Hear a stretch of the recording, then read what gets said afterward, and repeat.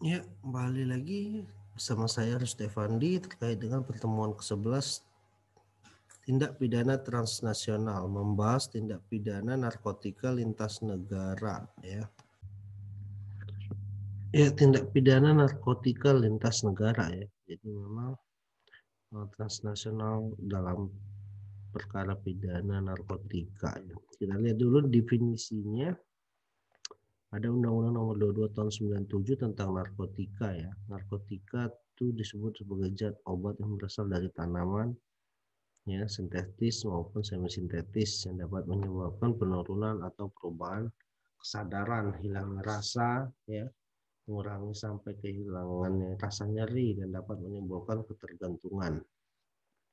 Nah, psikotropika itu juga dikatakan zat obat alamiah atau sintesis, bukan narkotika yang berkhasiat psikoaktif melalui pengaruh selektif pada susunan saraf pusat yang menyebabkan perubahan khas pada aktivitas mental dan perilaku.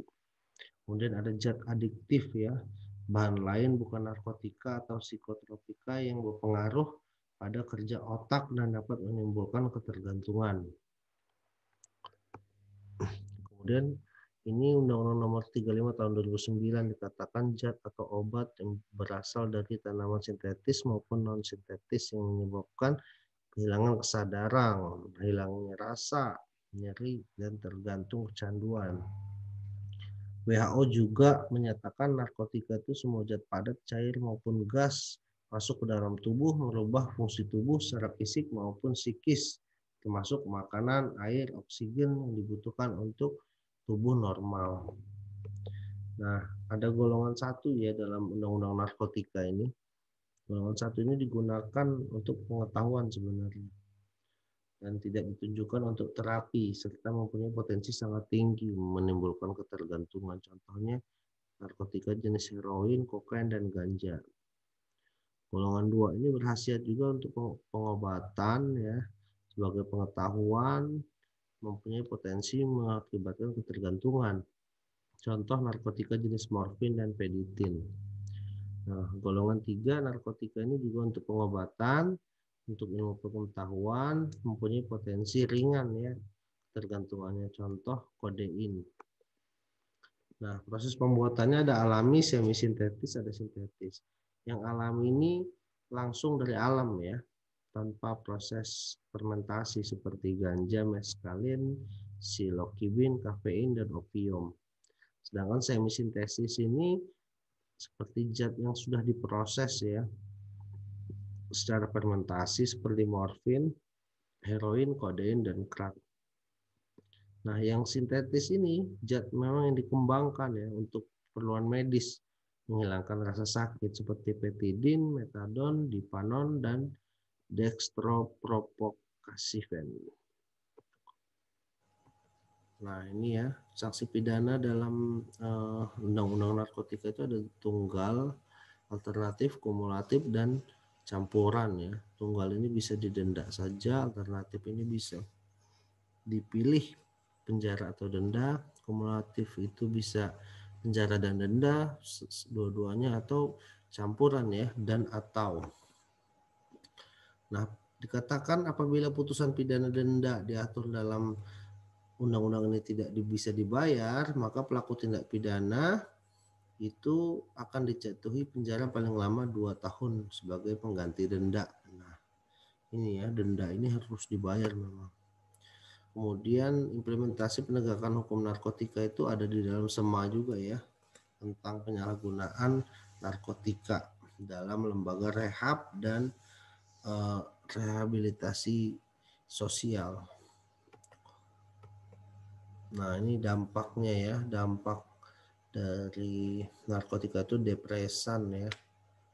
Dia mengurangi fungsi tubuh ya, membuat pemakai merasa tenang, tertidur, tak sadar.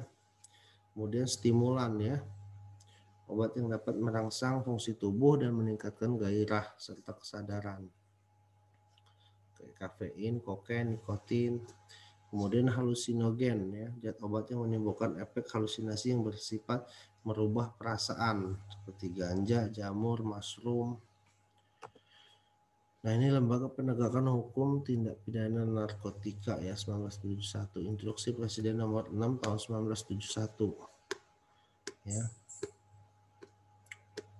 Ada terkait narkoba ya, selain kenakalan remaja dan penyelundupan orang. Nah, ini juga ada Kepres nomor 116 tahun 99 tentang Badan Koordinasi Narkotika ya. Sekarang ini namanya BNN ya, yang dipimpin Kapolri dan instansi pemerintah. Nah, keputusan Presiden ini nomor 17 tahun 2002 dikeluarkanlah BNN ya, Badan Narkotika Nasional. Tugasnya mengkoordinasi instansi pemerintah terkait penyusunan kebijakan di bidang peredaran gelap narkotika ya. Jadi dia disebut P4GN, Satgas P4GN ya. Pelaksanaan, penyusunan, pemberantasan, penyalahgunaan, dan peredaran narkoba.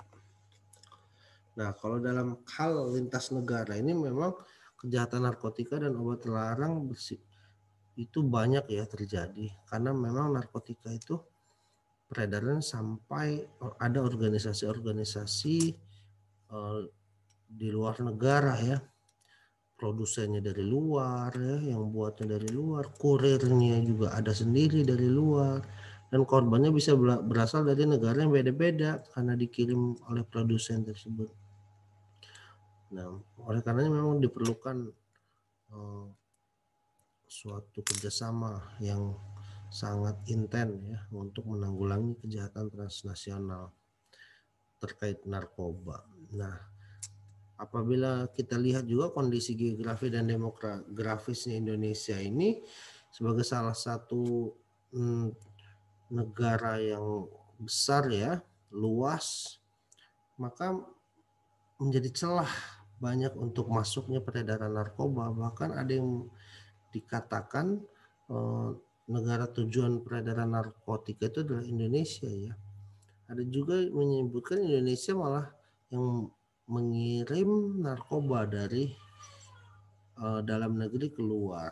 Nah, disebut sebagai high risk crime ya, kejahatan dengan risiko tinggi. Indonesia menyebut narkotika ini karena menggunakan upaya yang luar biasa atau extraordinary ya.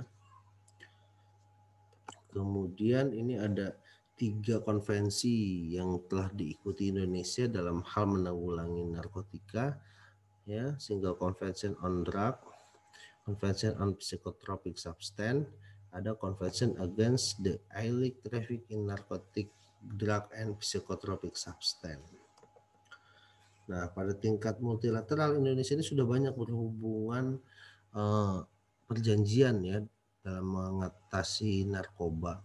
Ini ada Commission on Narcotic Drug, ya, Special Session of the United Nations General Assembly on the World Drug Problem, ada Head of National Drug Law Enforcement for Asia Pacific, dan ASEAN Senior Official on Drug Matter, dan berbagai pertemuan lain di bawah kerangka UNODC.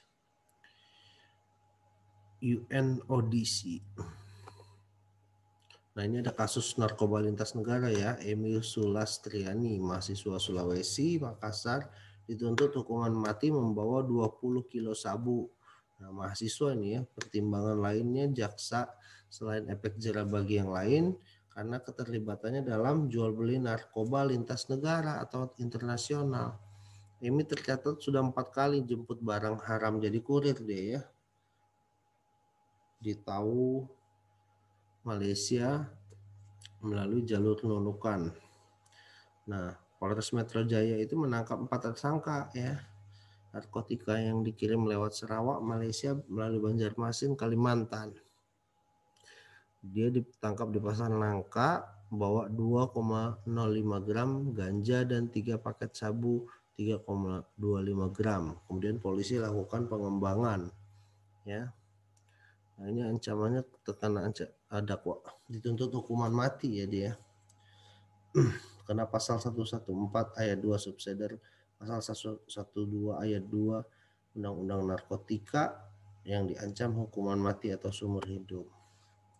Nah, ini BNN ini dan Dirjen Bea Cukai Kementerian Keuangan berhasil menggagalkan penyelundupan narkotika ya 114,9 kg sabu dan 60 butir ekstasi di beberapa daerah Aceh, Riau, Kalimantan.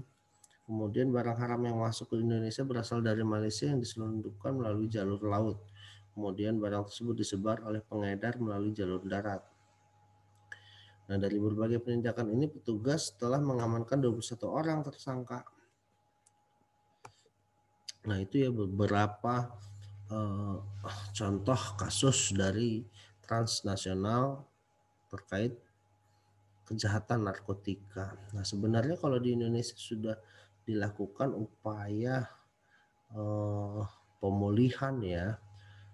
BNN itu juga bisa memberikan pemulihan terhadap pemakai, bukan penjual ya. Tapi kalau memang penjual, Indonesia sepakat dengan konvensi internasional, hukumannya adalah mati karena tidak main-main merusak bangsa narkoba ini dianggap.